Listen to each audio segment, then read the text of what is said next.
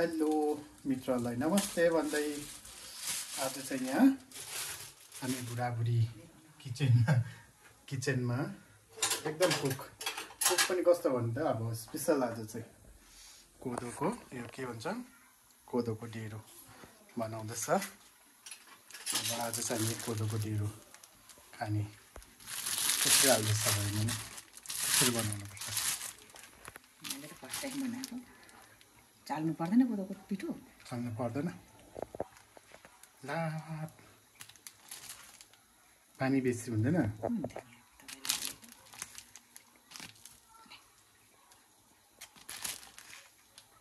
कति चाहिँ अब माम रोटीहरू मात्रै खानु भनेर आज चाहिँ हामीले कोदोको यो एकदम कोदोको पिठो ओरिजिनल ल्याएको छ यो। तर अब ओरिजिनलै हो नि यो, घरमै बनिएको कोदोको पिठो अब ढेँडो खानुपर्ने हुन्छ। हेर्दै गर्नुहोस् है। अब त्यसरी बनाउँदा अब निकै कम्प्लिट हुँदैछ, तर पुरा मेहनत हुन्छ यो ढेँडो बनाउँदा चाहिँ। यसरी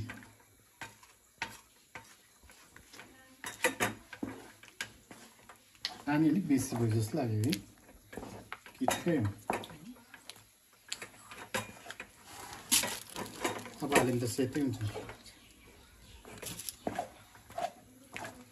मसला निकाल्नुहोस् न, मसला छ नि त केको लागि।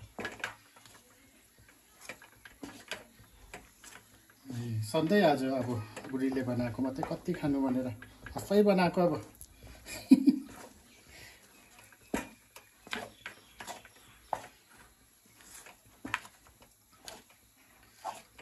यो साह्रो पर्दछ नि म तल्लेर हेर्नु।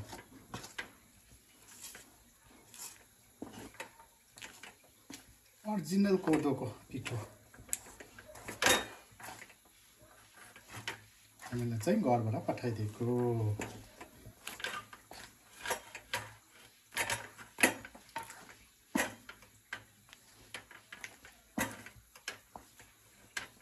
आमाले दामी बनाउँथे है। आया ल मित्र, अब स्टार्ट पनि भयो हो।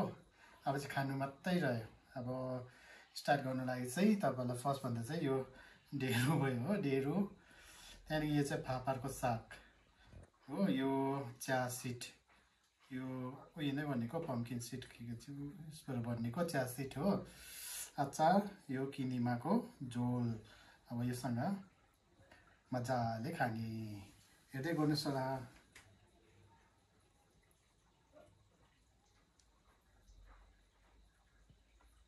फर्स्ट स्टार्ट गर्नु पऱ्यो यो।